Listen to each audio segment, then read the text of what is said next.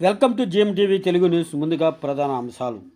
ఇసుక దందా, ప్రకృతి సంపద కొల్లగొట్టడం, దోచేయడం, జేబులో వేసుకోవడం వేడుక చూస్తున్న అధికారులు. ఇసుకాసురులు చెరువులు, వాగులు, వంకలు కూడా వదలలేదు. ఉచిత ఇసుక తరలింపు పేరుతో దోచేశారు. వాటిని కూడా ఖాళీ చేసేశారు.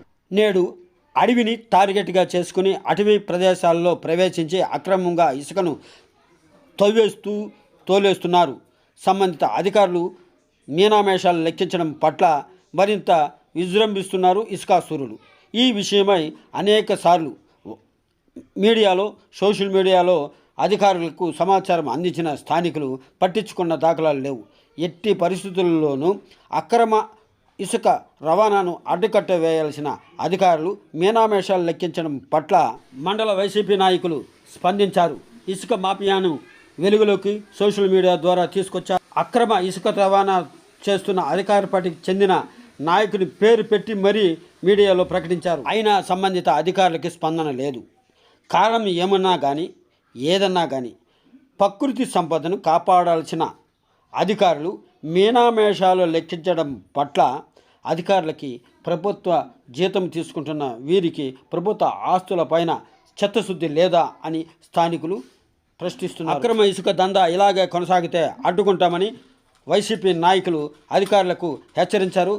అధికారులు ఎలా స్పందిస్తారో వేచి చూద్దాం. బంగారట్ల ఇసుక, కోట్లాది రూపాయలు విలువ చేసే ఇసుకను కొల్లగొట్టేశారు. అయ్యో అంటున్నారేమో అధికారులు. మేము ఎవరో తెలుసా? మేము అధికార పార్టీకి చెందిన వారము. మాదే ప్రకృతి సంపద, ఏ సంపద అయినా హెచ్చరిస్తున్నారు. ఇలా జరిగితే పార్టీకి మంచి పేరు తెస్తారా, చెడ్డ పేరు తెస్తారో అది నాయకులు తెలుసుకోవాల్సిన పరిస్థితి నెలకొంది. మరి వారికే వదిలేద్దాం. అధికారులు ఎలా స్పందిస్తారో వేచి చూద్దాం.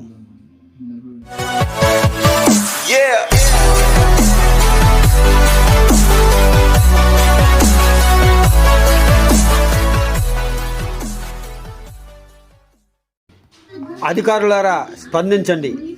ప్రకృతి సంపదను కాపాడండి. అక్రమాలను అరికట్టండి. అవినీతికి కళ్ళెం వేయండి. ప్రజాస్వామ్యాన్ని కాపాడండి. రాష్ట్రాన్ని మంచి ప్రజా పాలనగా తీర్చిదిద్దండి. ఇదే భావి భారత పౌరులకు మీరు అందించే గొప్ప పాలనా విధానం. ప్లీజ్ దయచేసి అన్ని అక్రమాలను కట్టడి చేయాలని జిఎంటీవీ తెలుగు న్యూస్ ఛానల్ ఆశిస్తుంది. Thank you.